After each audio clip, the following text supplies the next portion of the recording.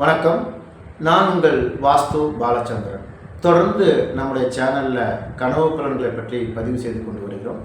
அந்த வரிசையில் இன்றைய தலைப்பு கிங் கோப்ரா பாம்பை கனவில் கண்டால் என்ன பலன்.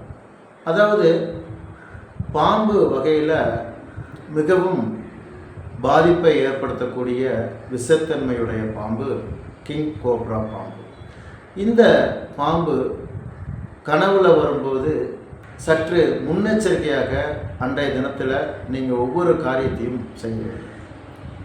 கிங் கோப்ரா பாம்பு உங்களை துரத்துவது போலவும் தாக்குவது போலவும் கனவு கண்டாலும் பெரிய மனிதர்களுடைய தாக்குதலும் பெரிய மனிதர்களுடைய தொல்லைகளும் அன்றைய தினத்தில் உங்களுக்கு இருக்கும்.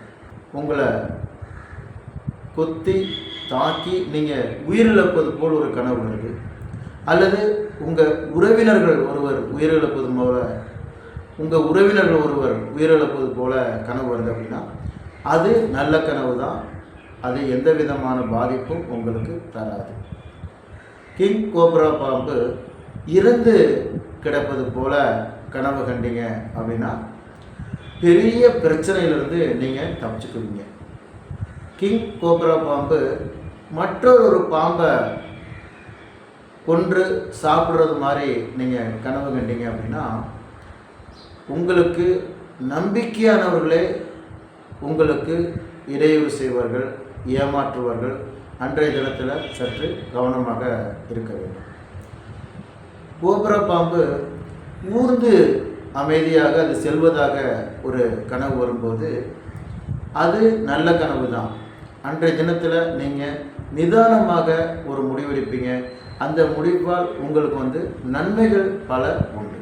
பொதுவாக பாம்புகளை கனவில் காணும்போது நம்மளை அறியாமல் மிகப்பெரிய பயம் ஏற்படும். தூக்கத்திலிருந்து நம்ம எந்திரிச்சு உட்காந்துக்குவோம், தூங்க முடியாது, அதுக்கு மேலே இந்த மாதிரி சூழல்லாம் ஏற்படும்.